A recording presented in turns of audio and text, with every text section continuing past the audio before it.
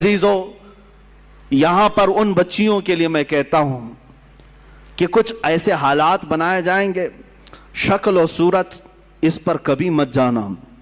فرمایا گیا کہ ایک نوجوان کی شکل میں شیطان آتا ہے، ابلیس لعین ایک خوبصورت نوجوان کی شکل میں آتا ہے عورتوں کے پاس، اچھے بال، اچھا چہرہ، اچھے کپڑے، جو اپنی طرف موہ لے۔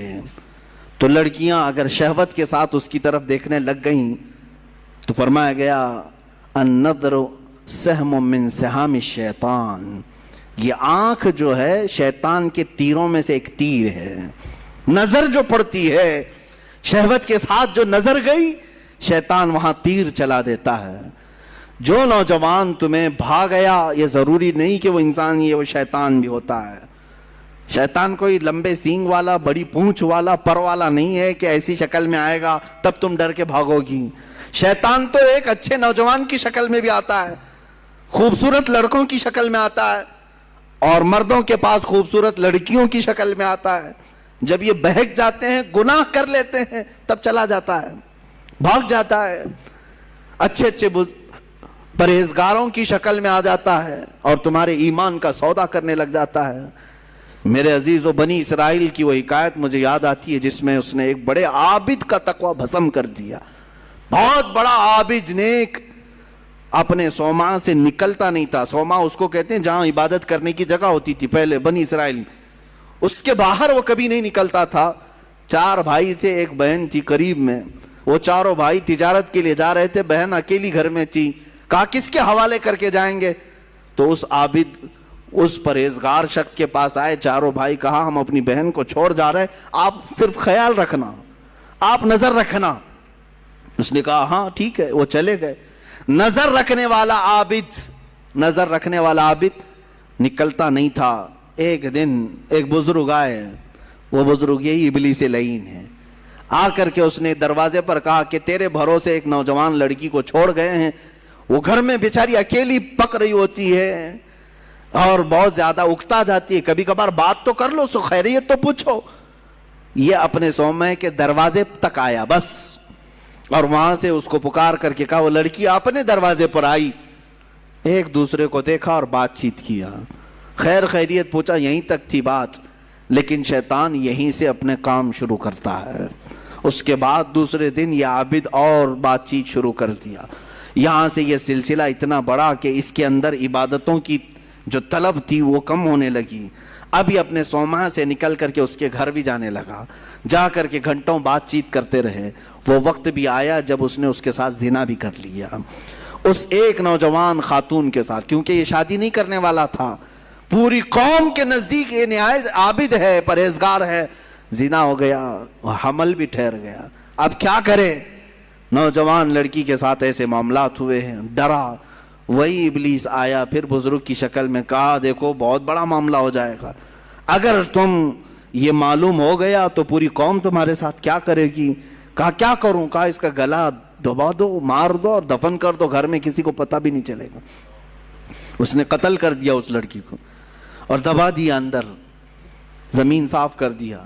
جب چاروں بھائی تجارت سے واپس آئے، پوچھا کہاں ہے ہماری بہن؟ کہا وہ بیمار ہو گئی تھی، میں نے اس کو بہت علاج کیا، انتقال کر گئی، قبرستان میں دفن کیا، ایک جھوٹی قبر دکھا دیا۔ وہ روئے دھوئے، ہو گئی بات ختم۔ لیکن کیا یہیں پر سلسلہ ختم ہو جاتا ہے؟ چند دنوں کے بعد ان بھائیوں کے پاس یہ ابلیس آیا، کہا یہ عابد جھوٹ بولتا ہے، یہ جو عبادت کرنے والا مکار ہے جھوٹ بولتا ہے، تمہاری بہن سے اس نے منہ کالا کیا، حمل ٹھہرا تو اس کے بعد اس نے مار کر کے یہیں گھر میں دفن کیا۔ انہوں نے کھود کر کے دیکھا تو لاش کا پرانا بقیہ مل گیا۔ اب وہ واویلا مچا کہ باہر آنے کے بعد اس کو صومعہ سے باہر کھینچا گیا، اس کے کپڑے پھاڑے گئے، اس کے بال نوچے گئے، منہ کالا کیا گیا، پورا گاؤں ٹوٹ پڑا، اس کا صومعہ توڑ ڈالے، اور اس کے بعد پھر اس کو پھانسی پر چڑھایا گیا۔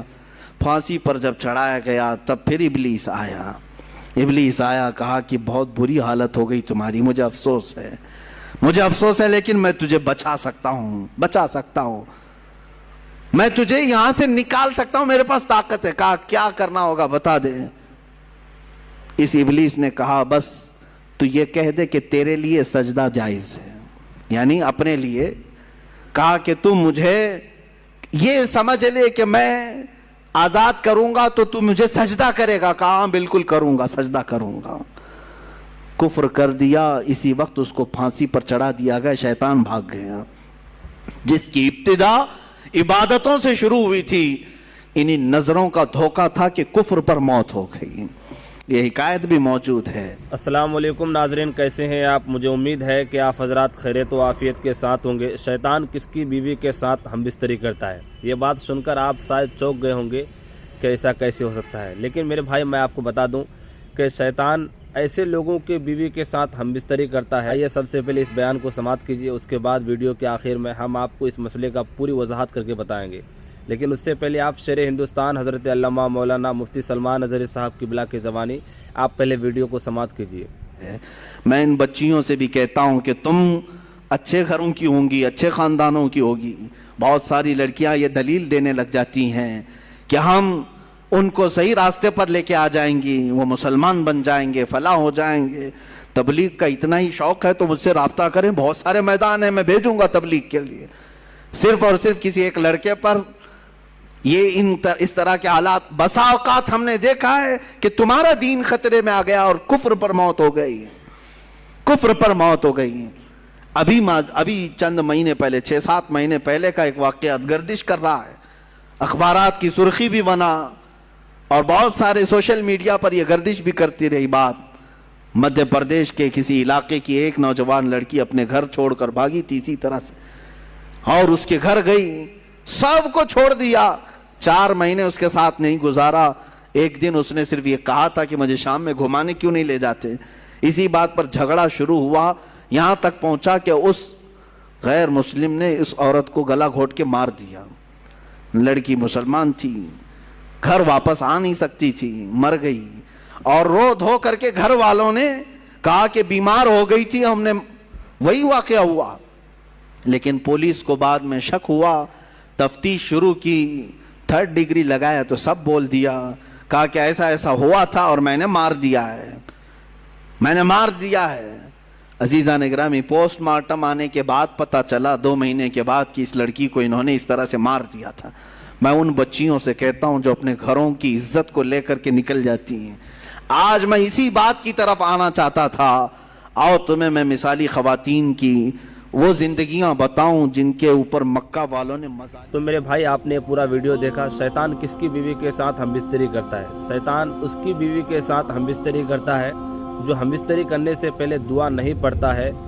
اس کی بیوی کے ساتھ شیطان ہم بستری کرتا ہے, اور اس سے جو اولاد پیدا ہوتا ہے اس میں شیطان کا بھی حصہ ہوتا ہے. یہ بات میں آپ کو ڈرانے کے لیے نہیں کہہ رہا ہوں, لیکن اس لیے کہہ رہا ہوں تاکہ یہ بات حدیث پاک سے ثابت ہے. میرے آقا و مولا نے فرمایا کہ جو انسان بیوی سے ہم بستری کرنے سے پہلے اگر یہ دعا نہ پڑھے تو اس کی بیوی کے ساتھ شیطان بھی ہم بستری کرتا ہے. تو اس لیے آپ کو چاہیے کہ آپ ہم بستری کرنے سے پہلے دعا ضرور پڑھیں, دعا کے ساتھ ساتھ نماز بھی پڑھیں. باقی دوستو, آپ کا ویڈیو کے بارے میں کیا رائے تھا؟ اپنی رائے ہمیں نیچے کمنٹ باکس میں ضرور بتائیں.